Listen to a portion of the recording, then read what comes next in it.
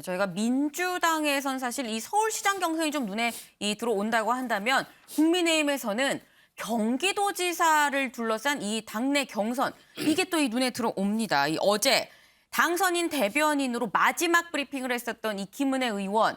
그래서 사실 출마가 공식화가 됐었는데 김현 기자. 네. 오늘 정식으로 출사표를 던졌어요. 네, 그렇습니다. 어제 이 당선인 사퇴했던 김은혜 전 대변인, 당선인 대변인 사퇴했던 김은혜 전 대변인 예상됐던 대로 경기도지사 출마를 선언했습니다. 이 대선 후보였던 유승민 전 의원에 이어서 어떻게 보면 윤석열 당선인의 최측근인 이 김은혜 대변인까지 합류를 하면서요.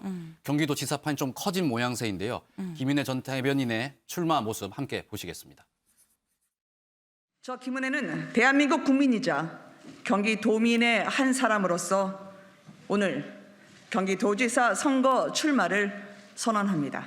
민주당에서 여러분이 경기도지사 출마를 선언했습니다.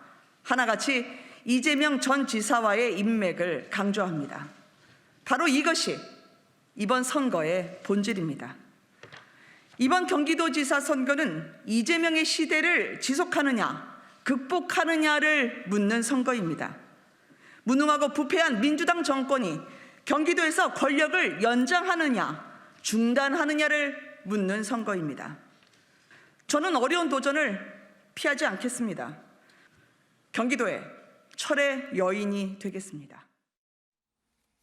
네, 김은혜 전 대변인 경기도의 철의 여인이 되겠다. 이 말이 굉장히 인상적인 출마 선언 모습이었는데 네. 일단 먼저 출마를 선언한 유승민 전 의원 같은 경우에는 네. 이 출마 소식에 대해서 환영한다 이런 입장을 내놨습니다. 네. 공정하게 도민들의 심판을 받자 이런 환영사를 좀 내놨는데요. 네. 하지만 측근들의 속마음은 조금 다른 것 같습니다. 유승민 전 의원의 측근이 한 언론 인터뷰에서 밝힌 내용인데 기존에 유승민 전 의원이 경기도지사 출마를 선언을 했을 때 기존의 심재철, 함진규 전 의원 외에는 후보가 없는 것으로 알고 그런 뒤에 이제 결심을 한 것인데 여기에서 윤석열 당선인의 측근이 출마를 결심했다. 이런 거는 사실상 유승민은 빠지라는 거다.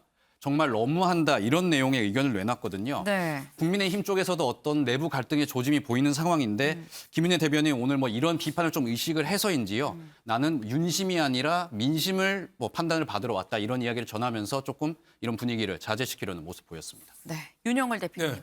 짧게 여쭤볼게요. 네. 지금 보면은 이 경기도지사 선거 윤심 대 비윤심, 윤핵관 대 비윤핵관이라고 할까요? 지금 이런 구도가 형성이 되고 있는 것 같은데 윤 당선인 입장에선 이런 구도 좀 부담스럽지 않을까 싶습니다.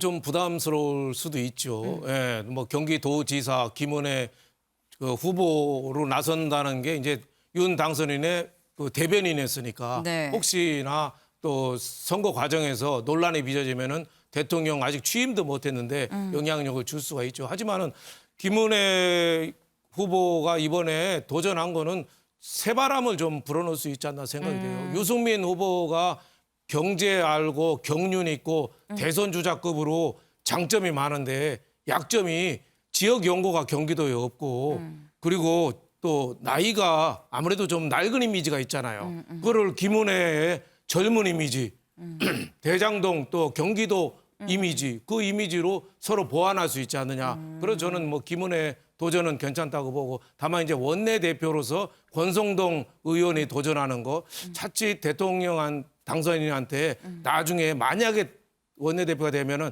오히려 부담을 더 주지 않느냐. 호가호의 이미지가 있거든요. 윤핵관, 권성동. 그래서 오히려 저는 윤핵관보다 다른 분이 원내대표로 하는 게 낫겠다. 저는 이런 얘기를 좀 드리고 싶습니다. 네, 이 국민의힘 당내 원내대표 선거에서도 그리고 지방선거, 경기도지사 이 경선에서도 윤핵관, 윤심의 여부가 좀 상당히 좀 영향이 미치지 않을까 하는 좀 생각을 해봅니다.